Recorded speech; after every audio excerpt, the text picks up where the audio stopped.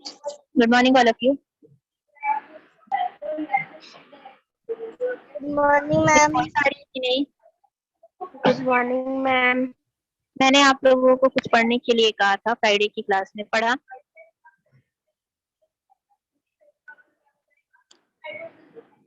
Say yes or no.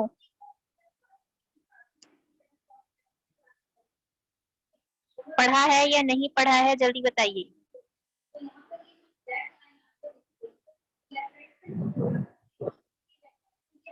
अगर आप लोगों ने नहीं पढ़ा है तो उस टॉपिक को मैं नहीं एक्सप्लेन करूंगी, मैं नेक्स्ट टॉपिक स्टार्ट कर रही हूँ। Next topic is mass and wait.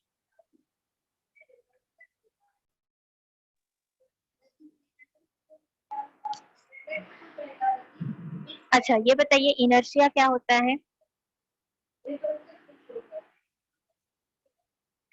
Inertia से क्या मैम समझते आपकी हैं? आवाज नहीं आ रही क्लियर। इनर्शिया से क्या समझते हैं? इनर्शिया क्या होता है?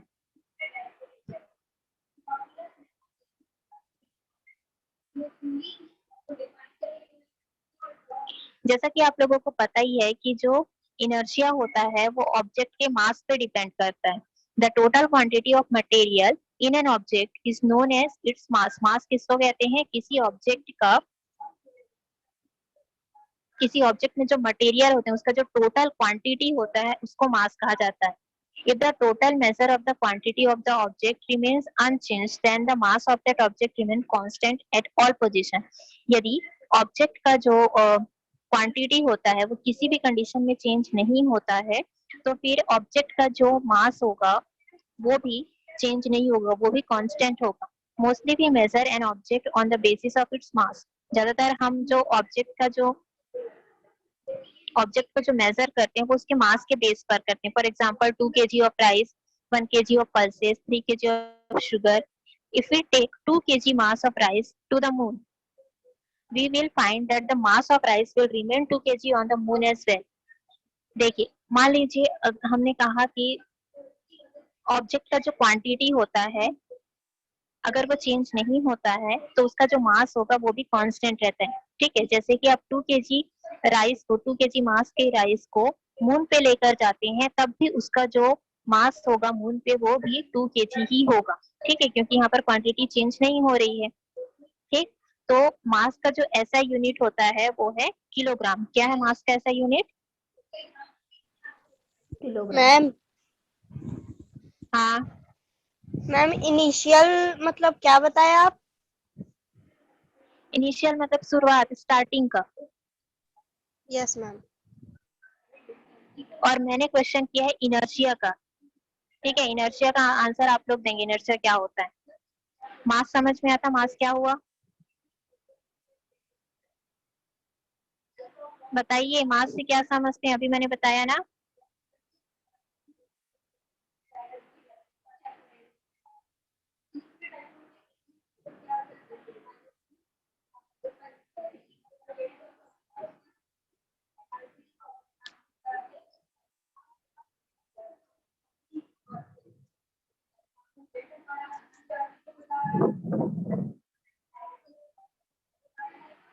मास से क्या समझते हैं जस्ट अभी मैंने एक्सप्लेन किया है। आप लोग कोई आंसर क्यों नहीं देते हो?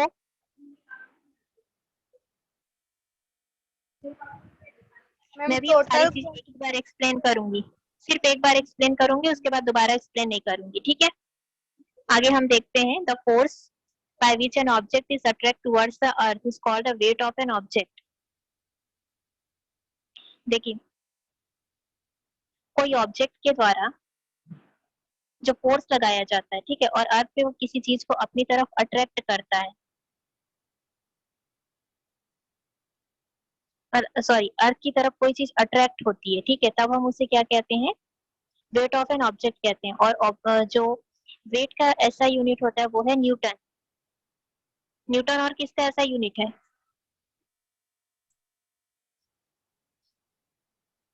न्यूटन और किसका ऐसा यूनिट है?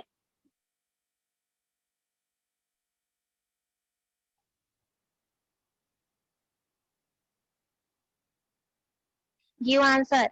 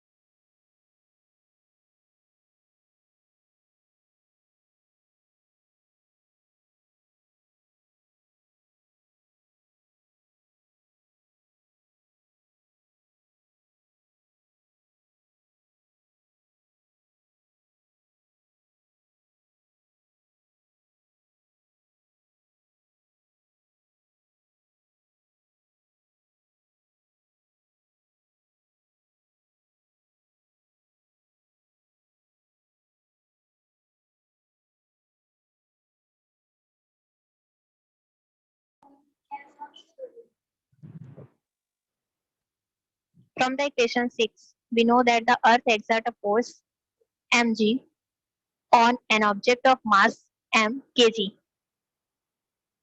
इक्वेशन 6 में हमने पढ़ा था mg, ठीक है, क्या है mg बताइए? मैग्नीशियम। मैग्नीशियम है, mg मैग्नीशियम है। इस चैप्टर में हम मैग्नीशियम के बारे में पढ़ रहे हैं। फिजिक्स में आप केमिस्ट्री को घुसा रहे हो, है ना?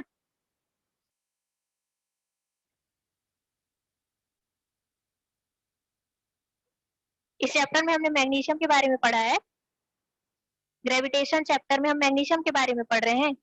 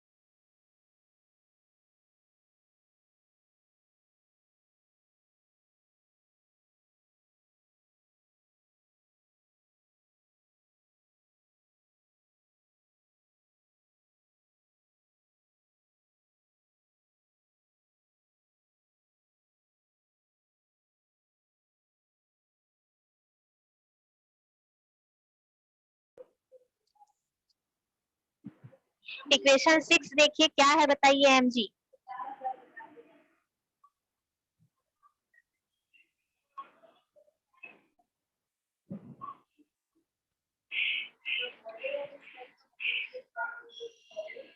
m किसको डिनोट करता है?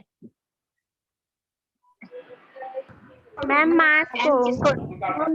मास को डिनोट करता है। जी किसको डिनोट करता है? Ma'am gravitational. मैम ग्राम को। Gravitational acceleration.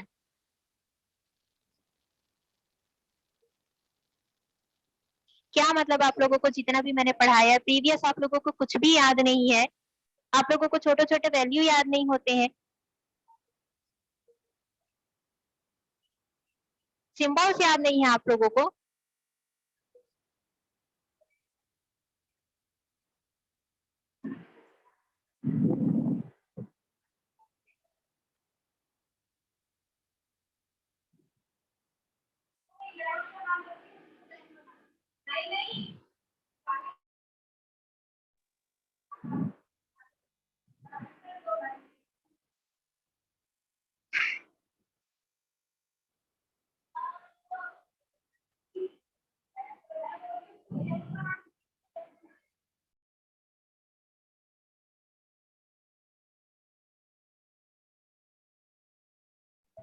Next topic start करते हैं, centre of gravity.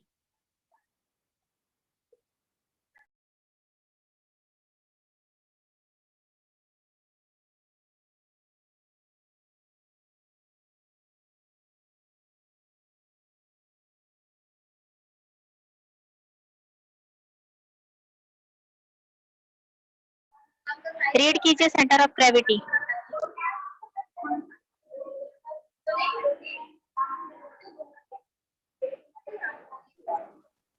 You might have seen a child or a person walking on a thick rope in a fair or somewhere near your house. How does the person balance himself on that rope? While walking on the rope, he spreads both of his hands or takes supports from a horizontal stick in this hand. Have you ever wondered why he does this?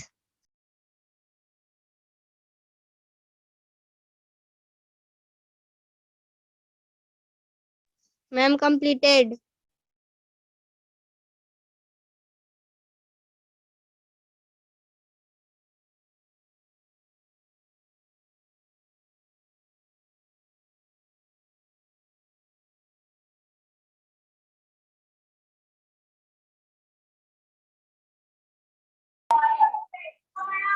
Centre of gravity, that means कि centre पे gravity का present होना, ठीक है। You might have seen a child और a person walking on a thick rope in a fair और somewhere near your house. आपने कभी मेले में या अपने घर के आसपास किसी बच्चे को या किसी इंसान, किसी आदमी को रस्सी पे चलते हुए देखा होगा। एक रस्सी बांध देते हैं ऊपर, जैसे फिगर 5 में दिखाया गया, और रस्सी पे चलते हुए आपने देखा होगा।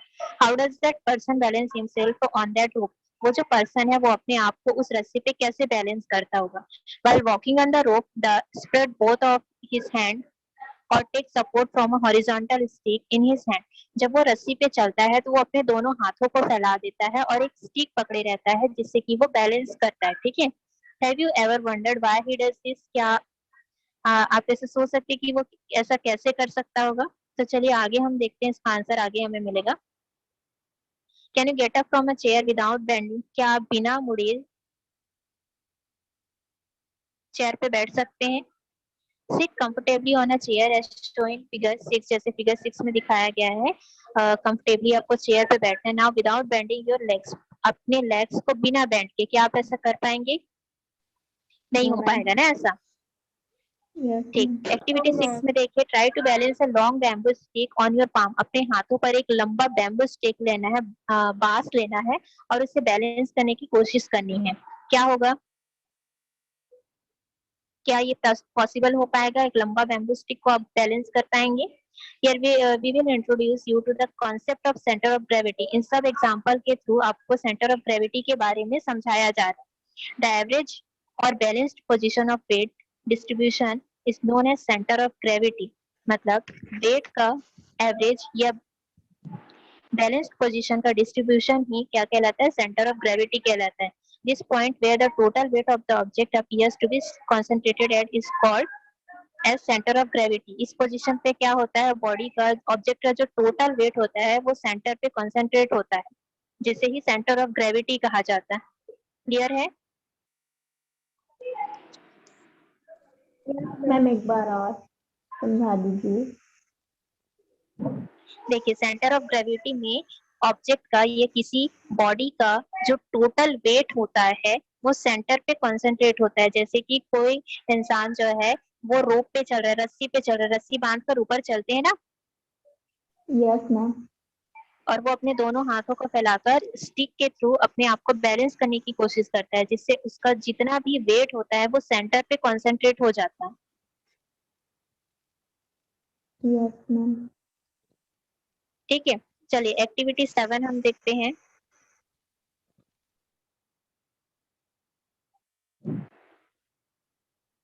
To find the centre of gravity, take a metre scale. Centre of gravity को जानने के लिए यहाँ पर हम एक मीटर स्केल लेते हैं। Now using index finger try to balance it horizontal at different points. अब आपको अपने इंडेक्स फिंगर से उस स्केल को, मीटर स्केल को हॉरिजॉन्टली बैलेंस करना है। कर पाएंगे आप? क्या आप उस नो स्केल को बैलेंस कर पाएंगे? हो पाएगा क्या एक फिंगर से? No, ma'am. No ma'am. नहीं हो पाएगा ना। देखिए, आप उसको फ्लैट रखकर अगर आप उसको बैलेंस करेंगे तो एक टाइम के लिए वो हो जाएगा, ठीक है, लेकिन अगर आप उसको वर्टिकली रखेंगे तो वो नहीं हो पाएगा, है ना। तो जब वो बैलेंस हो जाता है तो ऐसा क्यों होता है? क्योंकि सेंटर ऑफ ग्रेविटी वहां पर प्रेजेंट होती है, जिसकी वजह से वो बैलेंस्ड हो जाता है। The complete weight of the scale is considered to be concentrated at the point. Scale का जो पूरा वेट होता है वो कहाँ पर आ जाता है? सेंटर पे आ जाता है, ठीक है। By just giving a support to that particular point, तो complete scale can be supported. देखिए, इसमें कुछ भी नहीं है, इसमें सिर्फ सेंटर ऑफ ग्रेविटी के बारे में बताया जा रहा है कि यहाँ पर कैसे किसी चीज को बैलेंस किया जाता है, ठीक है। Yes ma'am. क्लियर है? तो बाकी एग्जांपल हमें देखने की जरूरत नहीं, सेंटर ऑफ ग्रेविटी समझ गए ना आप?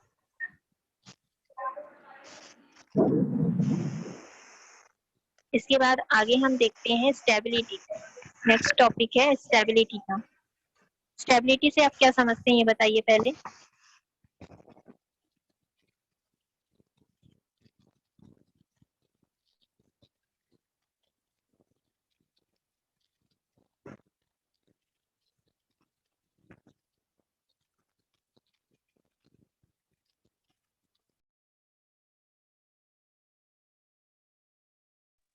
स्टेबिलिटी से आप क्या समझते हैं बताइए ना, स्टेबल होना, क्या समझते हैं बताइए स्टेबिलिटी से?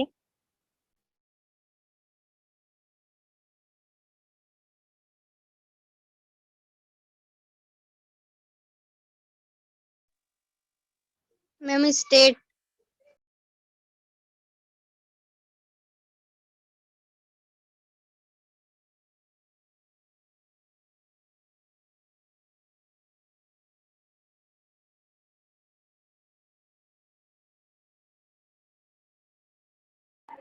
स्टेबिलिटी मतलब एक जगह स्थिर रहना, नियमित रूप से स्थिर रहना वहां पर, ठीक है। It is essential to know the centre of gravity for stability, मतलब स्टेबिलिटी के लिए हमें सेंटर ऑफ ग्रेविटी को जानने की जरूरत है। Draw a line vertically downwards from the point of centre of gravity for any object having any shape. देखिए कोई भी ऑब्जेक्ट है किसी भी शेप में रहे, आपको सेंटर से लेकर नीचे की तरफ में वर्टिकली लाइन ड्रॉ करना है। If the line lies within the base of the object, then the object will remain stable. देखिए यहाँ पर ड्रॉ में दिख रहा है change in centre of gravity and it's affect. Centre of gravity दिख रहा है यहाँ पर, देखिए फिगर 9 में फर्स्ट वाला ड्रॉ देखिए और सेकंड वाला ड्रॉ देखिए, इसमें कोई फर्क नजर आ रहा है आपको? Yes ma'am. क्या फर्क नजर आ रहा है बताइए? मैम ये स्ट्रेट होके खड़ा है वो बिल डाउन और डाउनवर्ड्स है, ठीक है।